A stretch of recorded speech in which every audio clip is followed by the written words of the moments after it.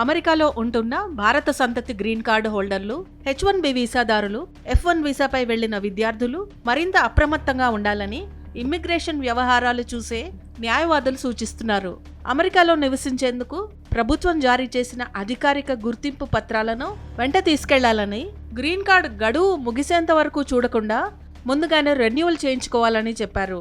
భారతదేశం జారీ చేసిన పాస్పోర్ట్, H1B వీసాదారులైతే తాజా పే స్లిప్, విద్యార్థులైతే తమ కోర్సు కొనసాగే కాలానికి సంబంధించి కాలేజ్ లేదా యూనివర్సిటీ జారీ చేసిన అధికారిక ధృవపత్రం వెంట ఉంచుకోవాలని అంటున్నారు. అమెరికా హోంల్యాండ్ సెక్యూరిటీ అధికారులు భారత సంతతి అమెరికన్లకు, H1B, F1 వీసాదారులకు అడ్వైజరీ జారీ చేశారు.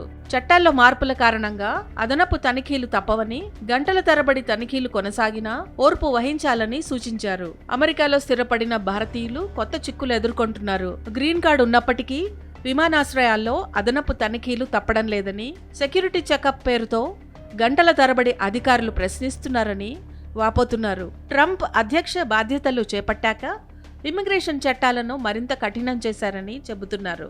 అమెరికాలో అక్రమంగా ఉంటున్న వారిని గుర్తించి వెనక్కి పంపించే క్రమంలో ఇమ్మిగ్రేషన్ అధికారులు తనిఖీలను ముమ్మరం చేశారు. గ్రీన్ కార్డు పొందినంత మాత్రాన అమెరికాలో శాశ్వతంగా ఉండొచ్చని అనుకోవడం పొరపాటేనని, అమెరికాలో ఎవరుండాలనేది నిర్ణయించేది తామేనని ఉపాధ్యక్షుడు జేడీ వ్యాన్స్ చేసిన ప్రకటనతో అమెరికాలో ఉంటున్న భారత సంతతి ప్రజల్లో గుబులు రేగుతోంది.